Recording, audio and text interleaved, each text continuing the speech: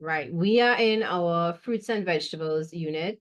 Well, not restaurants, sorry. Restaurants, food, fruits and vegetables is a subset of that unit, right?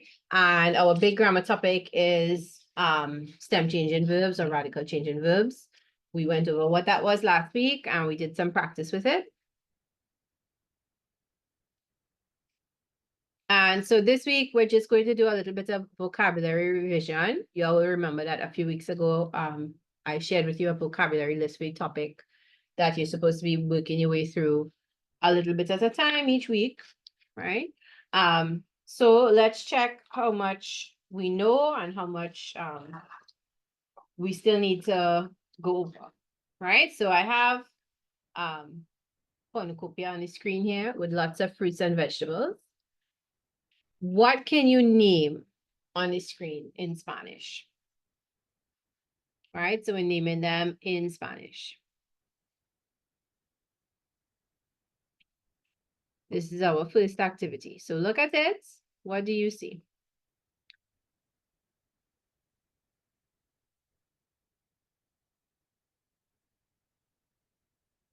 You can put your answers in the chat.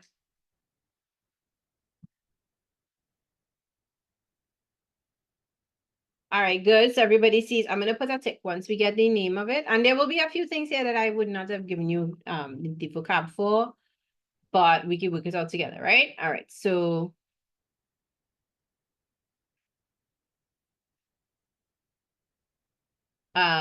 once we get it, I will put a tick, right? So manzanas, where's the apple? Where is the apple? Is this the apple? Let's go this one.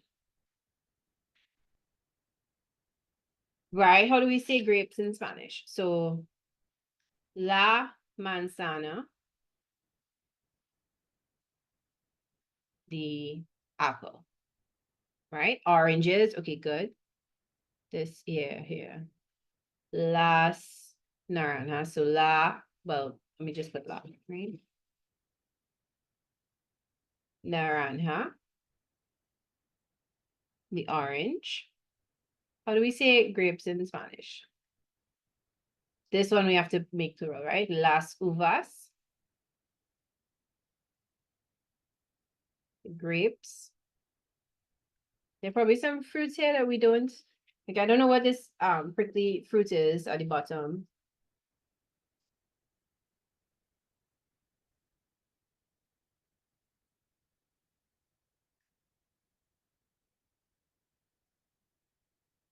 Chestnuts, okay. I guess, yes, it could be. Right, so la piña, the pineapple. All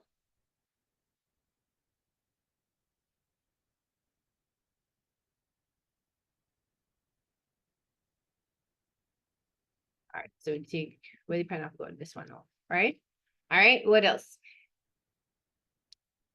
Dragon fruit, that's an interesting one. How do we say dragon fruit in Spanish? And if we can't figure out a word for it, how would we translate it? Because maybe it hasn't made its way to Spain, so it doesn't have a unique name. What is the fruit in Spanish?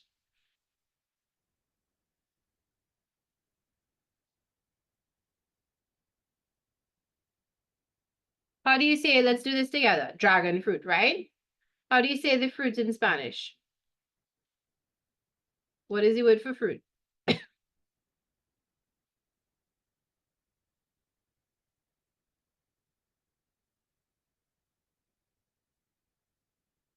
Fruta. Very good. So, la fruta.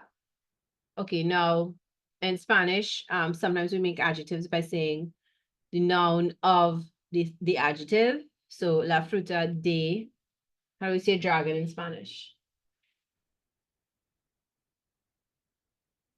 El dragón. And then what will happen to the D and the ale? Dragon, right? So the D and the ale will become dale.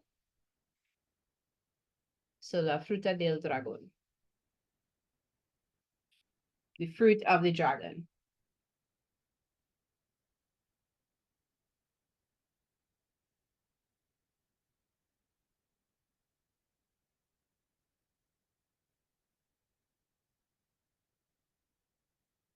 All right, bananas.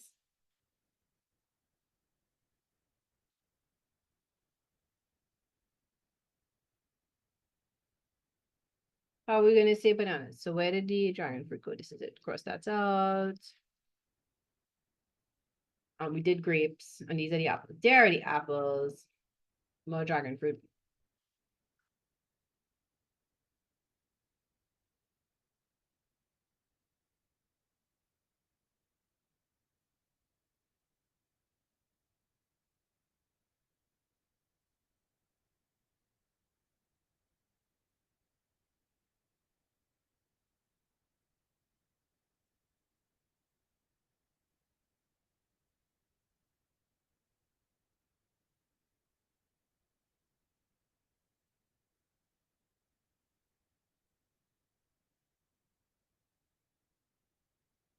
How we say bananas, guys? Okay, pears is another one, yes. Las peras. La pera, the pear.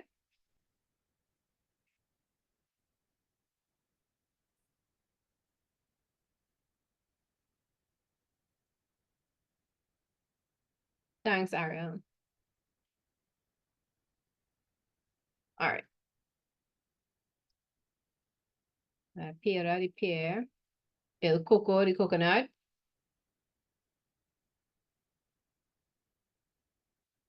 What's the other one? Bananas, los plátanos.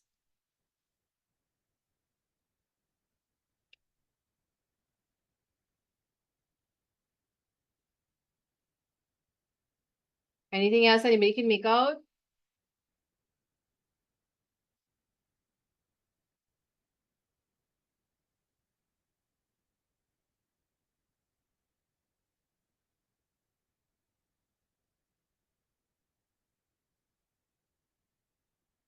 The pumpkin.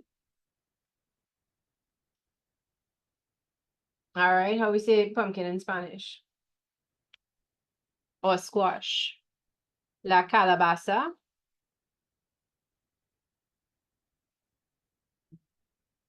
All right, what is watermelon? Where's your watermelon?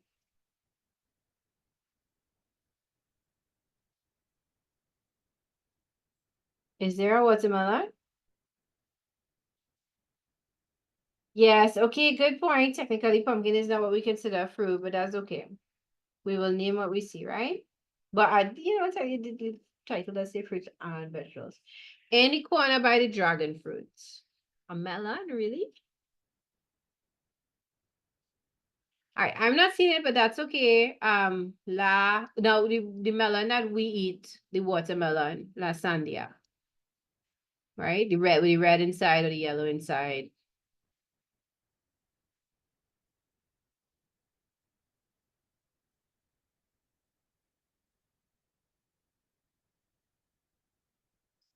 So what's up?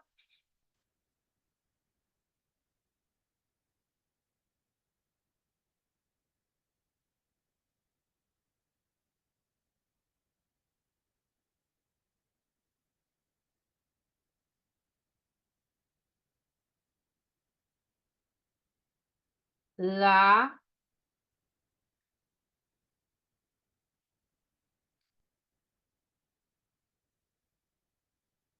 guanabana, right? So we did grapes already. That is uvas. It's on the left hand side, right?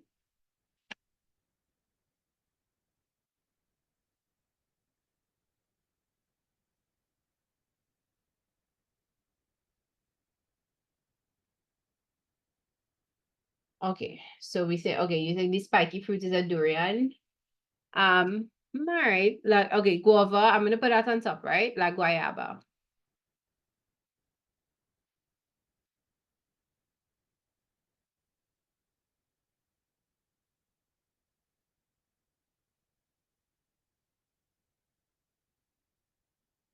Durian is durian in Spanish, so el durian.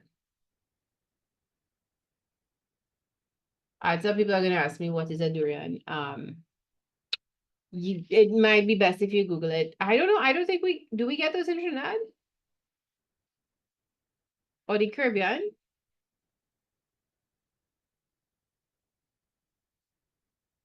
No, so. But the durian is probably this one, right?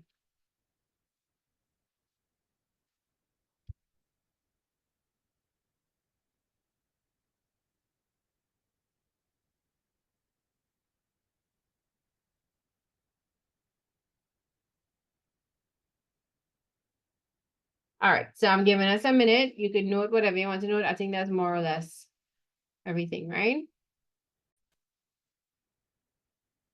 How many or how much? How do you say that in Spanish?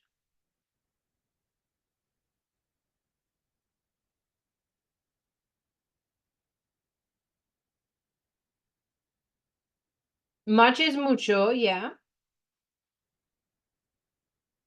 But if you wanted to ask like how much does something cost, what would you say? What was the first word you would use?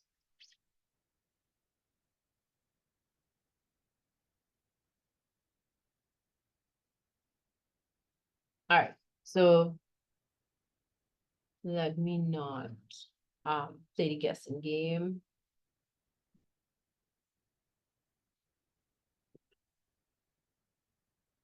All right. Cuanto, cuantas, cuantos, quanta, right? So you would say cuanto, right?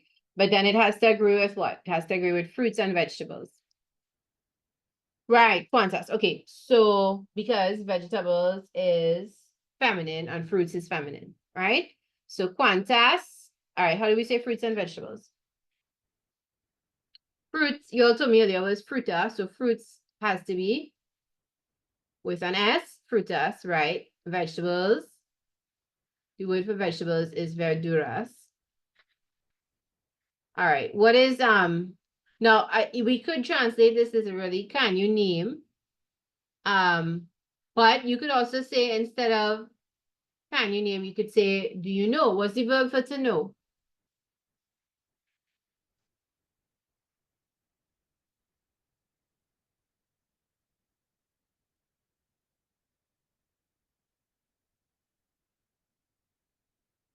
Saber, conocer.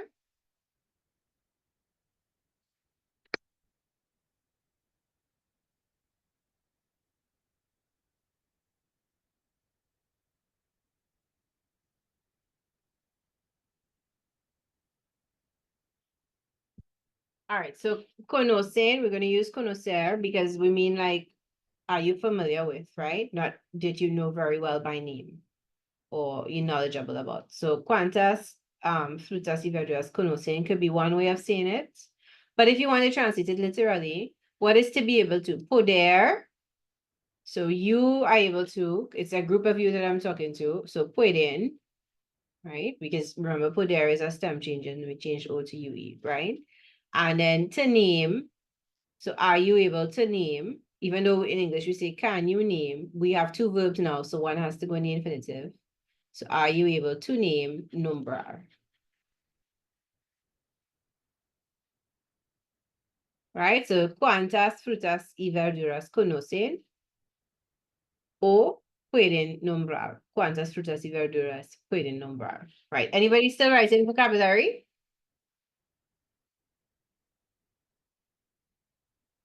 Okay, 1 minute again.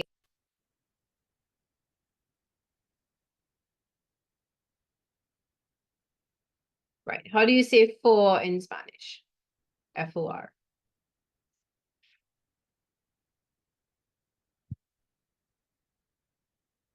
No, that's the number 4. Number 4 is cuatro, yes. But this word, F-O-R, pretty harmless looking. It's just 3 letters. How do we say this? Para, okay. And do we have another way to say it?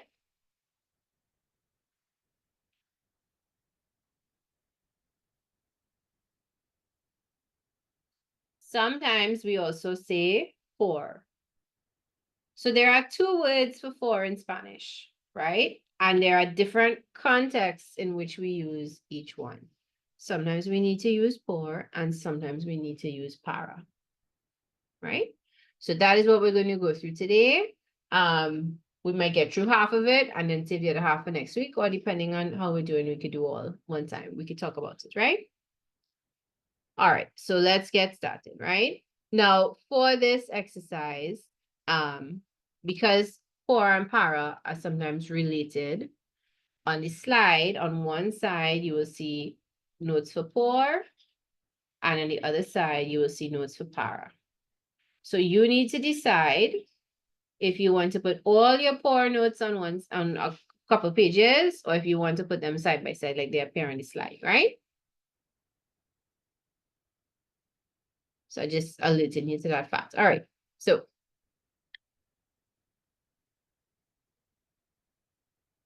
all right. So we use pour. So on one side, like I said, is pour. So pour was pour, the big topic is pour versus para, right? Or uses of pour and para.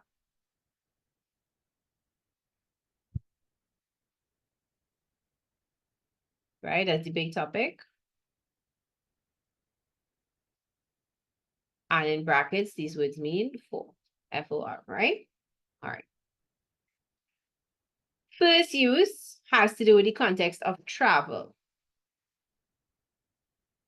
So depending on what we're doing in relation to travel, it will be, yeah, it will be quite a few. So you'll probably need, I would say about at least three sides of a page for pour. If it, sorry, I'm thinking of copybooks. Probably two sides of a notebook page for pour and two sides of a notebook page for para. Right? But like, okay, so like this first side is on travel, and sometimes we need pour and sometimes we need para. So we need pour when we're talking about moving through a place. Right? We're in a specific area. So we're within an area and we're going through the area. Right? So I run through the park every day. What are some places you move through every day? I walk through my house every morning. I drive through Trinidad every day. I walk around I walk through my school every day, right? Yeah, sure. But those are all spaces that you move through, up and down, side to side, left to right, north to south, east to west. But you are moving through the space. You're in the space and you're moving around, right? I run through the park every day. All right. So corro por el parque todos los días. Right? So we use por. So if it is that we are, make it clear that this is pour by writing pour and not large on top, right? So if we're moving through an area, we know where the area is and we know we're talking about walking up and down and around in it. That is pour, right?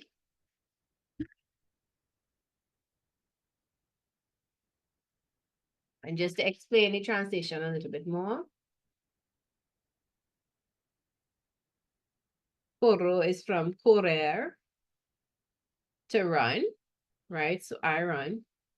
El parque, you could see, is the park. Todos los días, every day. So this is how we say every day, right? All the days in Spanish. Every day is todos los días. So every Monday will be todos los lunes. Every Sunday will be todos los domingos. Right? All right. If you are moving through one place to get to another, some houses are like that, right? You have to move through the kitchen to get to the living room. You have to drive through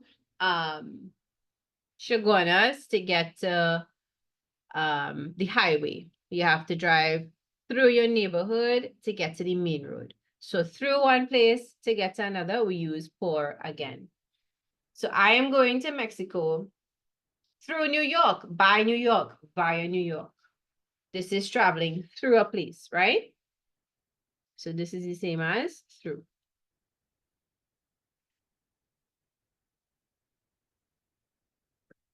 Voy a Mexico. I am going to Mexico or through Nueva York, right? So voy comes from ir, to go.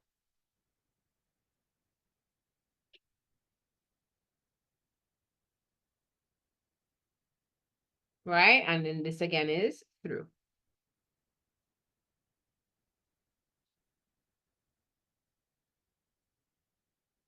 All right, so I told you at the start that por and para really mean for, right?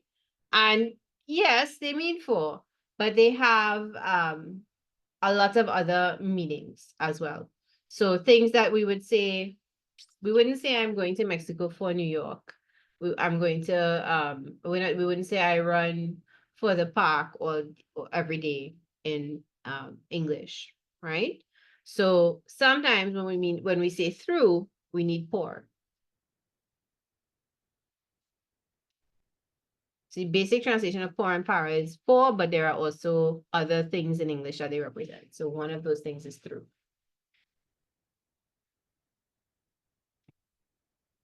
If anybody is confused, let me know, right? All right. If you think about it, moving through a place is the same as moving around within the area. You have to move around in New York to get through it, right? To go to Mexico. All right. Anybody still writing the sign?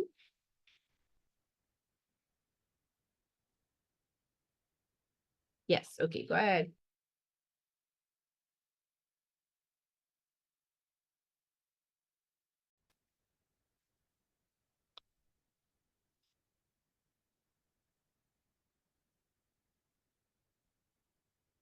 Okay. So, we use para when we're talking about a destination. The place is a place that we're going to. It's a destination. And this is a really thick para, right? All right. So, in the morning when you leave your house, you go to school, or maybe some people go to work, right? So we say para that place, right? We are leaving for Mexico today. Well, these people are traveling.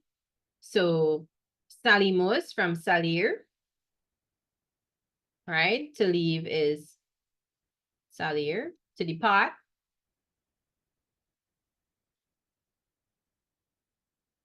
right? We are leaving. And where are we going? To Mexico. So in this case, para translates to. Up here, just now it translated through or by, right? And now it's translating to. Right? So salimos para Mexico hoy. Hoy means today, right?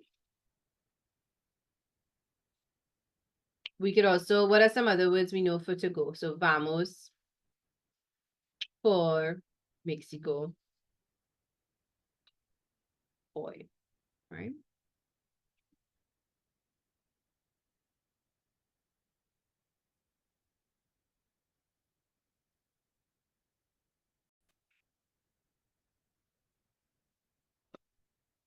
All right, let's look at the other example together, right? And let's see if we can reason out why. Después de la universidad, so after is después de, right? University. Voy para México. I'm going to Mexico. Y voy a viajar por todo el país. I'm going to travel throughout the country. All right. Why are we saying para Mexico? Is Mexico the destination?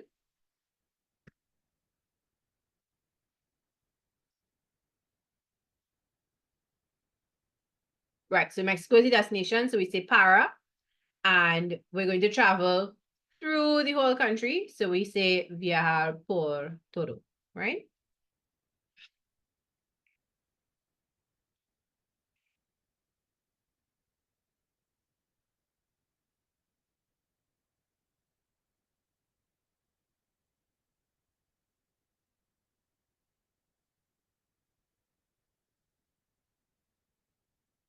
Okay. Can we go to the next time?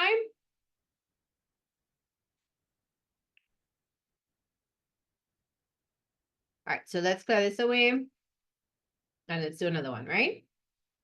Okay, so again, on the left-hand side is por, and on the right-hand side will be para, right? And this time we're talking about expressions involving time. So por, and then eventually over here we will have para, right? All right, so when we want to say how long something lasted for, the duration of something, right? We use por. I am sleeping for 2 hours, right? Or I sleep for 2 hours. So this for, so now por is for, like I promised at the beginning, right? Yes, no problem. I can send you homework once we are taking a break, right? I can resend the homework from last week. Sorry, once we're taking a break. All right. So I'm sleeping for 2 hours. This 4 gets translated by 4 because it's saying how long you are sleeping for. Right? So duration means how long something is done for. Right? All right. To sleep is dormir, which I think we looked at last week as a radical change in stem change in verb, O to UE, right? So duermo, I sleep or I am sleeping, for 2 horas, 2 hours, right? Do I have another example here? Yes. They sleep in the afternoon. So up above, I told you 2 hours, so you knew if something was lasting for 2 hours, right? But now I'm just telling you in the afternoon. So it just means it's happening then, but I don't give you an exact number of hours or an exact time. It's still por, right? So ellos duermen por las tardes. So it's oh, okay, it's all the afternoons in general. Por las tardes, right?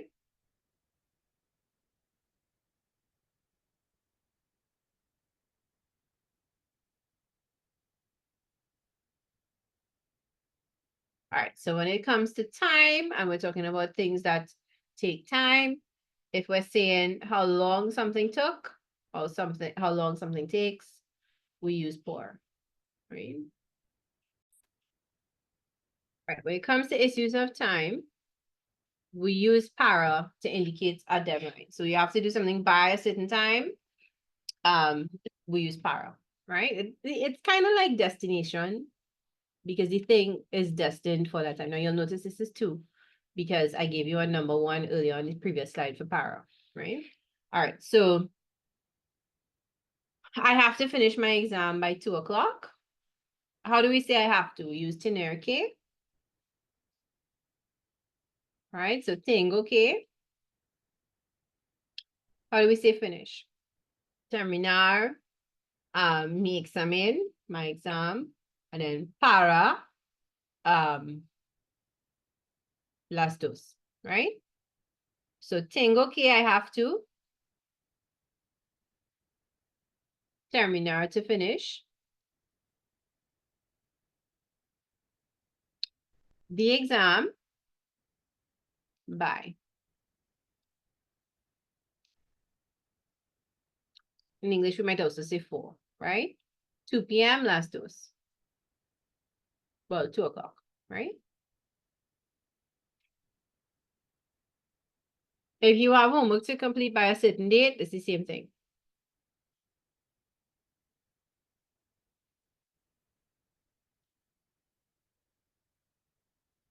The homework is due Sunday. So rather than go looking for a verb that means due, we just use para. Right? So los deberes, la tarea, is para, for, due, el domingo, Sunday, right?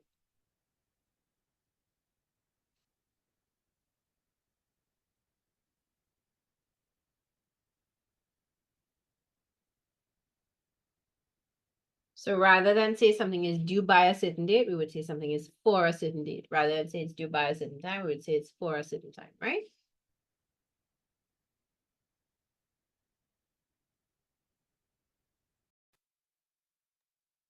Okay, let's look at the extra example down here, right? El hombre necesita la medicación para mañana, por la mañana. The man needs, right, the medication for tomorrow, by tomorrow, right? In the morning, during the morning.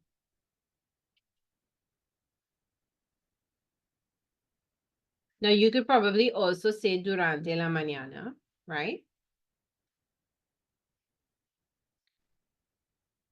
So if you could say durante, then you know you could use for.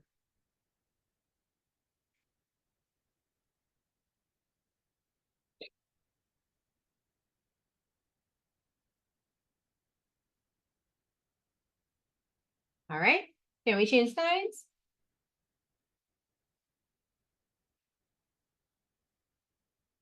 Okay, let's do an exercise with the ones that we just looked at rather than go to a new, not yet, all right, no problem.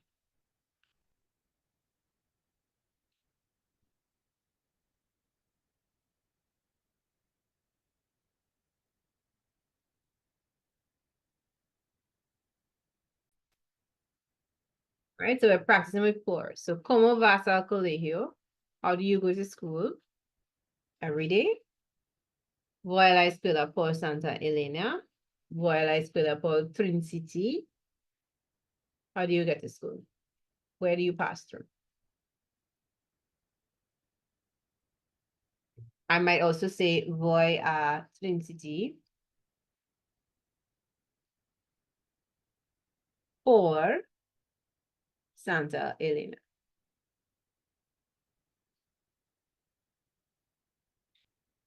In Spanish, come on. So what would we say? We say I go to school or I go through. You could just leave out the, I put in extra things there where I went, but you could leave that out. So you would say, how do you say I go?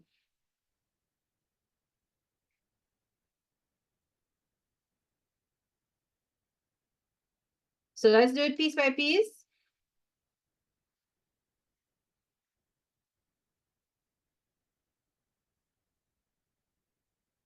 That is, okay, vamos is we go, right? How do we say I go?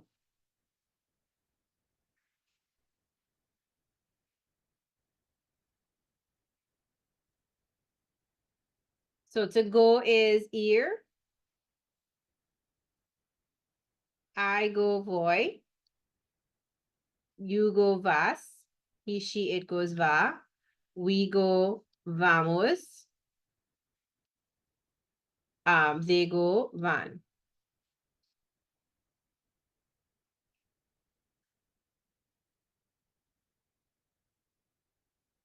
All right, come, let's do the sentence. One person has send the sentence. Send the sentence. You could say voy al colegio, right? A la escuela was my example because I go to a primary school to drop my son. What al colegio do you go to? Which colegio? We're just practicing with for. No, I asked the wrong question. Where do you pass through to get to your school, not the name of your school? That's not what I want. So come guys, try the sentence. I go to school through and name a place that you pass through.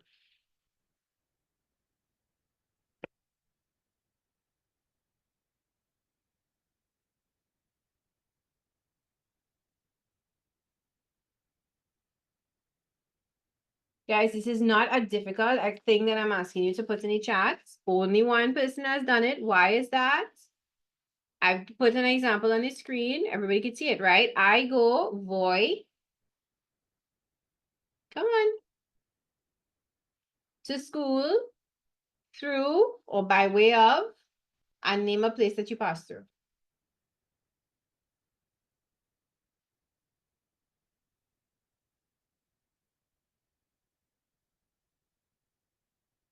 How do we say I go?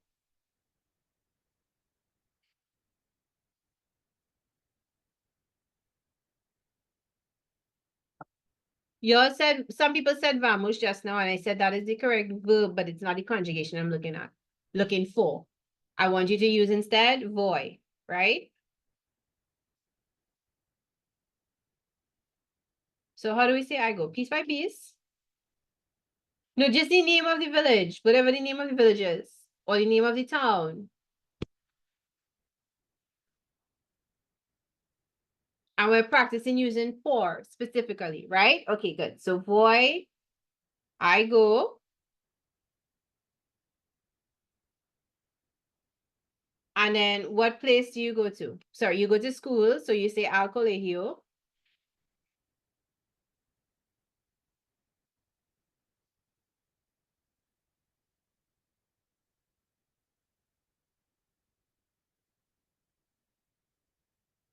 And then you put a name of the place that you travel to, right? So por Sangre Grande.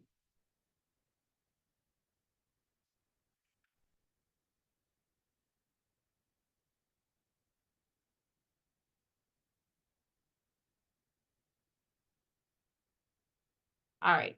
Let's do one more question and then we'll take 5 minutes, right? Here's the question I'm going to ask you so that you can practice using para for a destination. A qué hora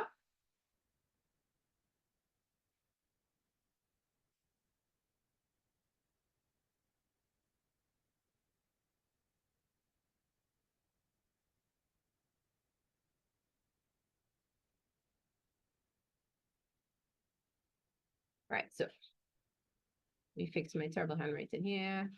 All right, a qué hora um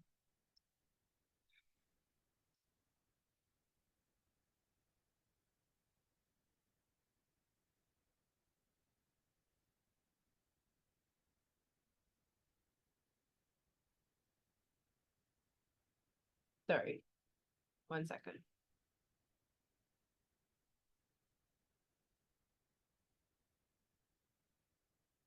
Sorry, a little delay on my end.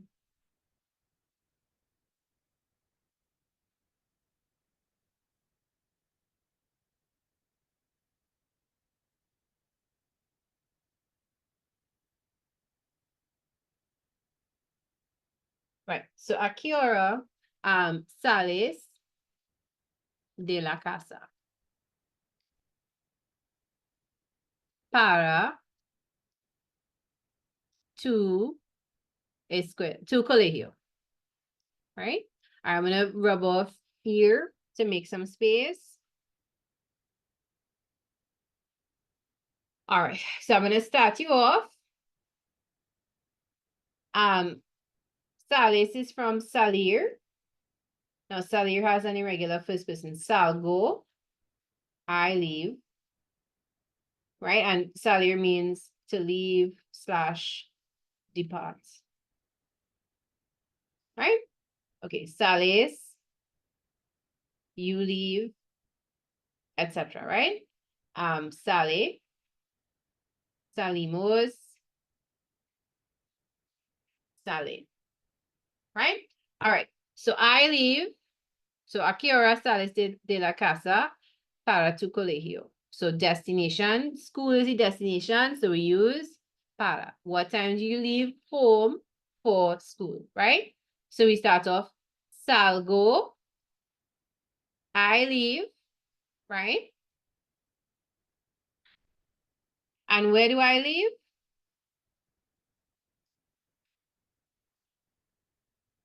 I leave my house. How do I say my house? Salgo de, right? Right. Salgo de mi casa. All right. How do I say for school?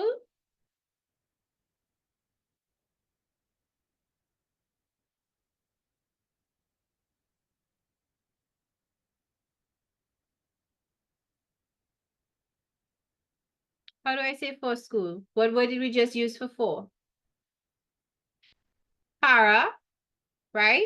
Because it's the destination. I'm heading to school. I'm going to reach there, right? So salgo de mi casa. I leave my house for school para colegio para escuela para mi escuela para mi colegio. I'm going to put mi colegio because para colegio sounds like we want an extra word in the end, right? Para escuela is fine. That's perfectly correct, right? And then you put a time. A las 7. A las 6 de la mañana. Right? Everybody understands what we did there to get that sentence? So if you are talking about leaving your house for school and school is the destination, we could say para mi colegio.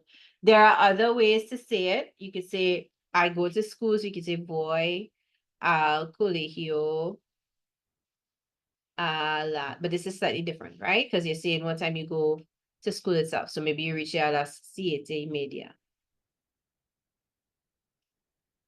Right? All right.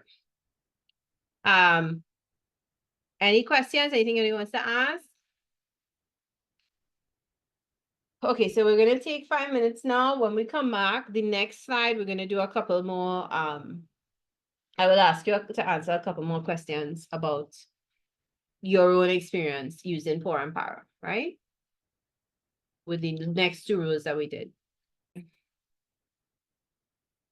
Okay, so I'm asking you to answer the question, ¿qué haces cada día y por cuánto tiempo? What do you do every day and for how much time, for how long, right? Literally for how much time, but in English, probably for how long. And then you were supposed to tell me, all right, so Elise, thank you. I'm going to use your example. Juego.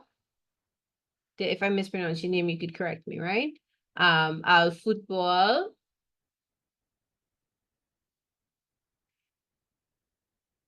por una hora cada día. Right? Nice. So I play football for an hour every day. All right. So Gabriela, let's use yours. So cada día me gusta escuchar. Whoops, I misspelled gusta. My bad, because my mind is somewhere else, right? Gusta escuchar la música. All right, now we need the length of time. How long do you think Gabriela listens to music for? Or Gabriela, you could tell us and we wouldn't have to guess.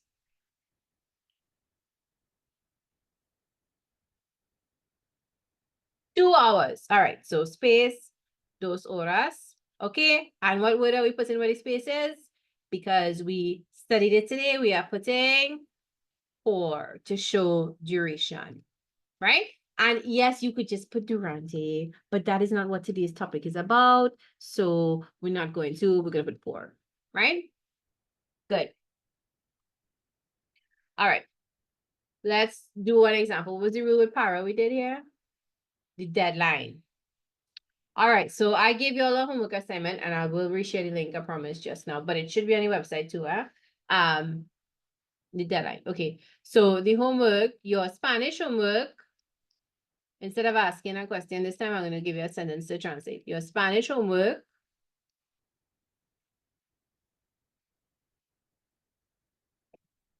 we don't hyphenate homework anymore, and we just treat it like one word. All right. Not T is due at the end of October. Right. Now, let me see. What is not a one-to-one translation? Your Spanish homework is not exactly a one-to-one translation. You'll have to get creative. This is very close to the example you had, and I misspelled October. What is wrong with me? Right. Okay, so I'm giving you 2 minutes. It doesn't have to be perfect. Just try it.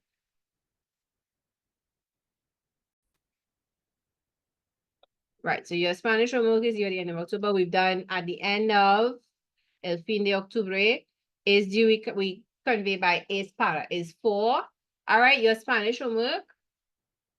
To, so now I'm talking to one person, right? Tu tarea de español, de la clase de español. I'll just put de español, right? Right?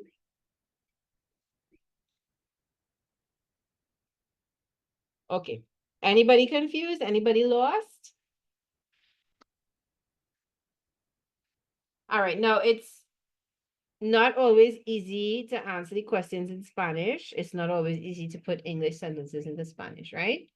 But we want to try from now when you're in lower school doing it so that when you reach upper school, we're not still sitting saying, well, I don't know what to do. Right? You know, you probably may never feel that you know what to do, but that doesn't mean you don't know what to do. You just have to try and see if if the answer you have in your head is actually the correct answer, right? And eventually you'll get enough practice, you'll build up your confidence and you'll believe that you know what to do, right? So we just have to try. All right. Are we done with this? Can I clear this away?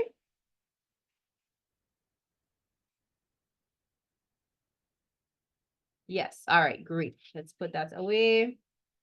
And let's choose our next activity rather than do some more of the poor and para because there are a few more slides to get through, but we will do that. We can work on that next week and the week after. We could do another. I can go back, but the writing is gone just now. Let me try and see if I can get it back.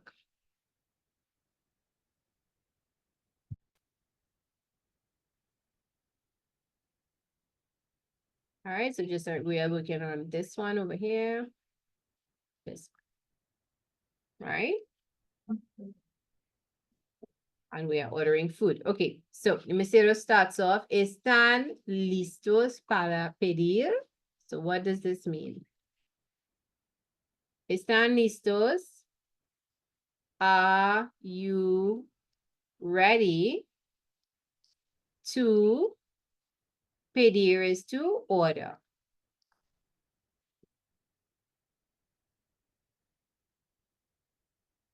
All right, now down here we have the mesero response.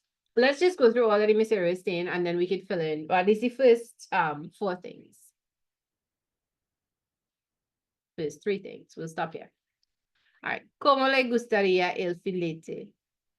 What does this mean? How would you like the fillet? So this person is ordering a fillet.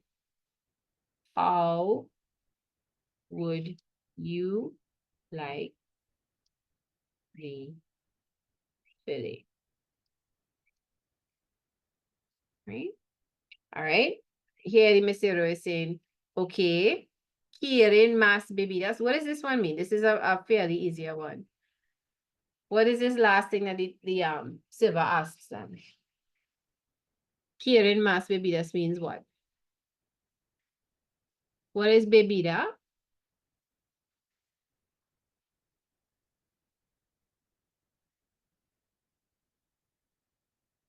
You will know beber, that's the verb.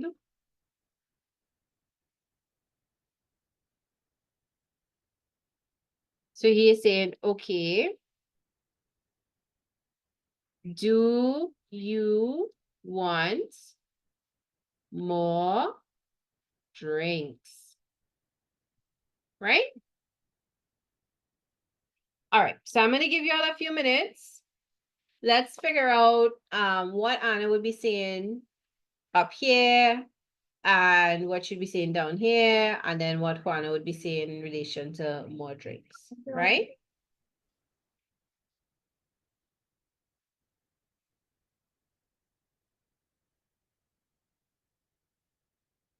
All right, 1 second, guys.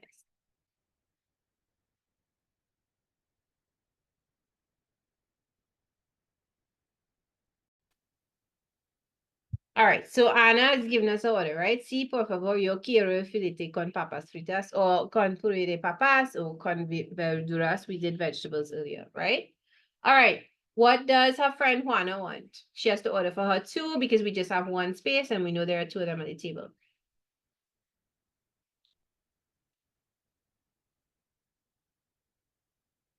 Let's pretend Juana is vegetarian. This is the wrong color for this. All right.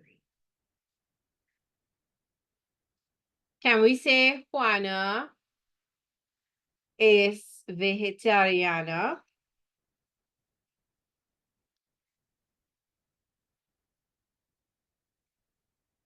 Right? What would a vegetarian want to eat? Ella quiere a salad. Yeah, okay, I guess she could eat a salad, but what else is there? What about a vegetarian lasagna? Somebody suggested lasagna just now.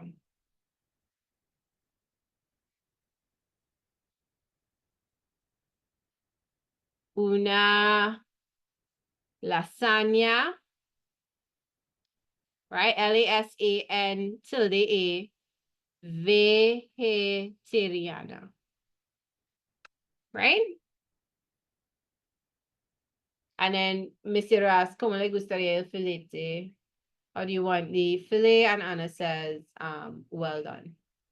BNHU, right?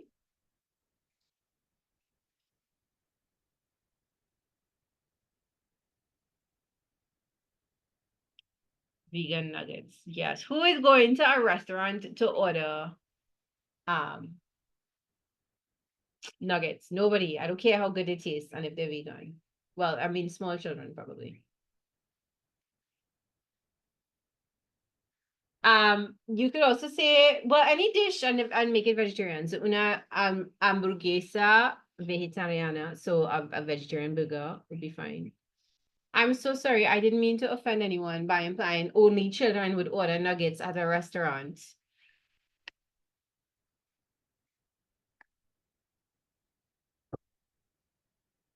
This I misspelled this E here is supposed to be an A. Yeah? Vegetariana. Now it looks like a Q.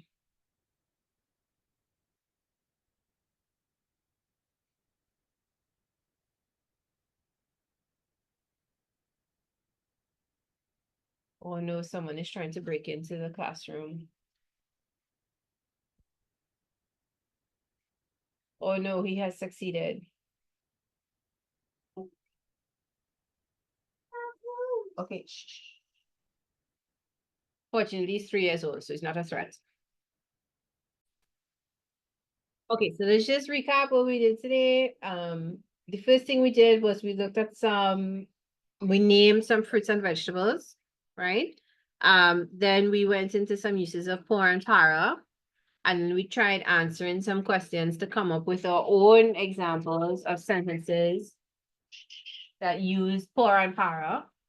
And the last thing we did was complete this dialogue in which we order food and drinks at a restaurant, right? So next week, we still have por and para we're working on bit by bit. I want to do some more vocabulary, right? Answering questions and so on, right? And we continue with restaurants. Anybody has a grammar topic or vocab topic they need us to cover, please say, right? So once you're done taking this down, you all are free to go, right? Enjoy the rest of your night.